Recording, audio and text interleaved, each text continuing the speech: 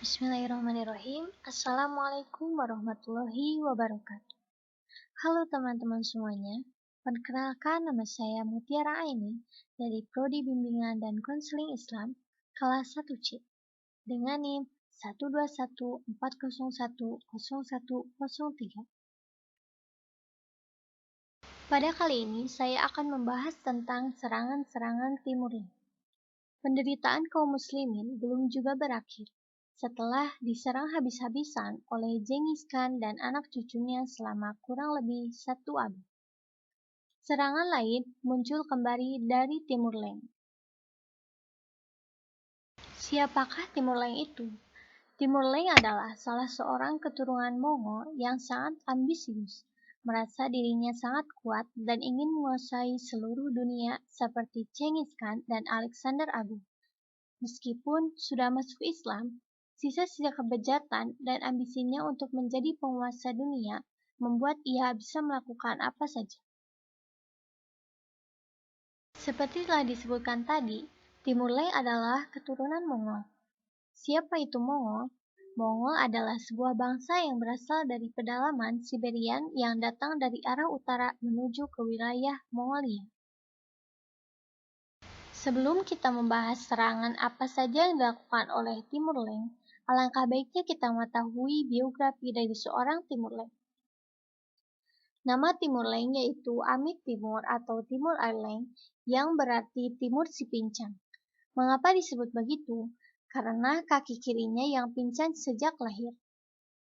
Ia bertempat lahir di dekat Kesh atau sekarang Khas-Rishabh, Kota Hijau, Uzbekistan, sebelah selatan Samarkand di Transoxiana, pada tanggal 8 April 1336 Masehi atau 25 Syaban 736 Hijriah dan wafat pada tahun 1404 Masehi. Sifat yang dimiliki Timur Leste yaitu pemberani dan perkasa. Sejak usia masih sangat muda, keberanian dan keperkasaannya yang luar biasa sudah terlihat. Ia sering diberi tugas untuk menjinakkan kuda-kuda binal yang sulit ditunggangi dan memburu binatang-binatang liar. Sewaktu berumur 12 tahun, ia juga sudah terlihat dalam banyak peperangan dan menunjukkan kehebatan dan keberanian yang mengangkat dan mengharumkan namanya di kalangan bangsanya. Akan tetapi, baru setelah ayahnya meninggal, sejarah keperkasaannya bermula setelah Jagatai wafat. Masing-masing amir melepaskan diri dari pemerintahan pusat. Timur Leste mengabdikan diri pada gubernur Transoxiana, Amir Kajagan. Setelah Kajagan meninggal dunia, datang serbuan dari Tughluq Temür Khan, pemimpin Moghgulistan, yang menjarah dan menduduki Transoxiana.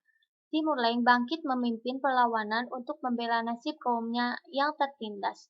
Tughluq Temür setelah melihat keberanian dan kehebatan Timur, menawarkan kepadanya jabatan gubernur di negeri kelahirannya.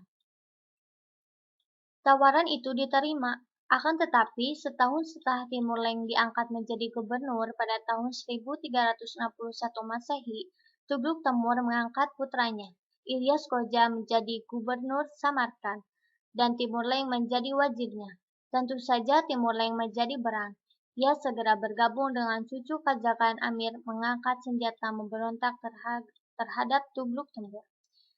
10 tahun pertama pemerintahannya, ia berhasil menaklukkan Zata dan Khawarij dengan 9 ekspedisi.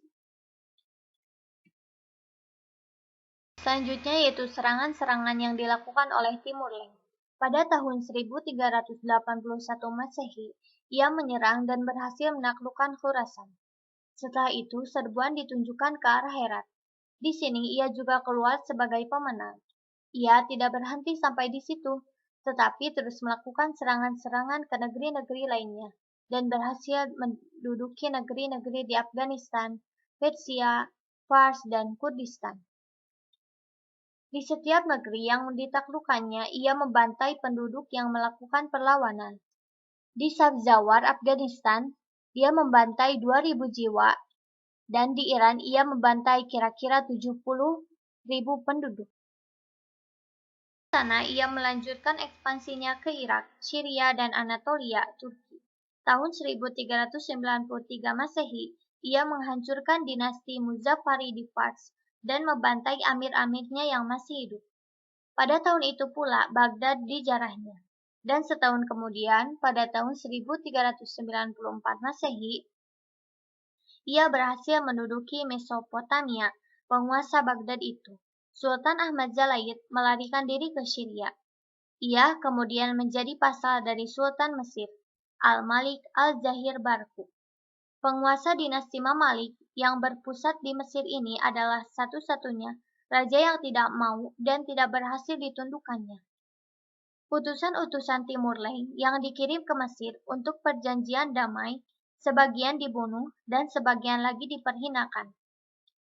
Kemudian disuruh pulang ke Timur Leng, Mesir, sebagaimana pada masa serangan-serangan Hulagukan, kembali selamat dari serangan bangsa Mongol.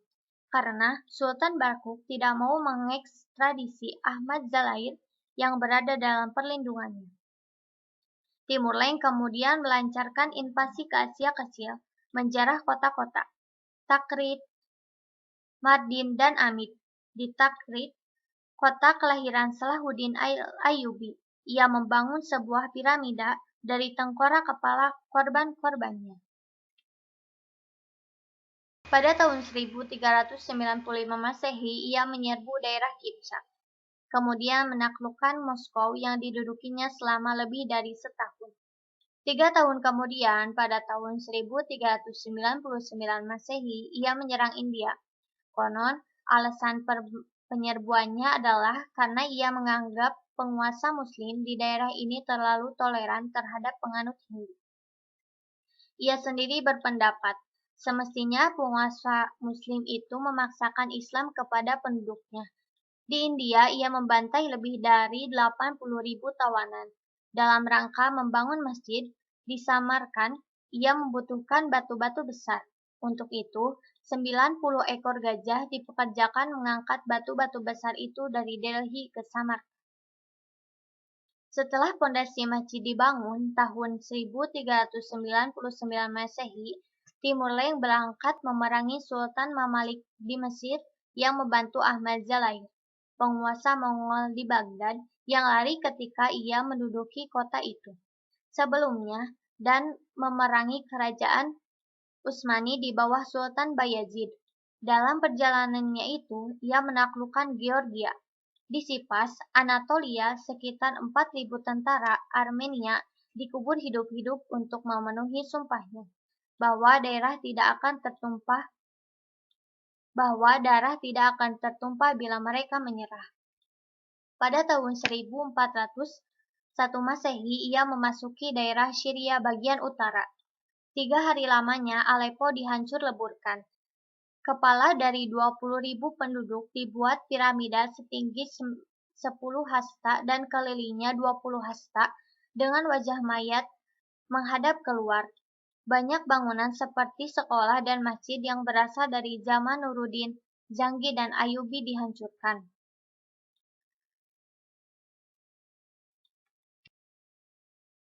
Pada 1402 Masehi terjadi peperangan yang menentukan di Ankara. Tentara Utsmani kembali menderita kekalahan, sementara Sultan Bayazid sendiri tertawan ketika hendak melarikan diri. Bayazid akhirnya meninggal dalam tawanan. Timur Leng melanjutkan serangannya ke Brosa, ibu kota lama Turki dan Syria. Setelah itu ia kembali ke Samarkand. Pada tahun 1404 Masehi, Timur Leng meninggal dunia di tengah perjalanan dengan rencana menyerbu Cina. Ia meninggal di usia 71 tahun karena sakit. Kemudian, Timur Leng, jenazahnya dibawa ke Samarkand untuk dimakamkan dengan upacara kebesaran. Yang terakhir yaitu kebiasaan Timur Leng. Kebiasaan Timur Leng yang cukup aneh adalah membuat menara dari kepala manusia yang ia bunuh. Tempat-tempat yang terdapat menara tersebut yaitu, pertama, Sabzawar, Afghanistan. Di Sabzawar, Afghanistan, ia membangun menara dari 20.000 mayat manusia yang dibalut dengan batu dan tanah liat. Kedua, di Isfahan, Iran. Di Isfahan, Iran, 70.000 kepala manusia dipisahkan dari badannya. Kemudian dibikin menara. Ketiga, di Aleppo, Syria. Di Aleppo, Syria Utara, 20.000 kepala manusia dibuat piramida setinggi 10 hasta dengan keliling 10 hasta, dan wajah mayat menghadap keluar. Keempat, di Baghdad. Di Baghdad, 20.000 kepala manusia, ia membuat 120 piramida sebagai tanda kemenangan. Sekian pembahasan tentang serangan-serangan Timur Leng. Semoga apa yang telah saya sampaikan bermanfaat untuk kita semua. Mohon maaf bila ada salah kata. Dan terakhir, wassalamualaikum warahmatullahi wabarakatuh.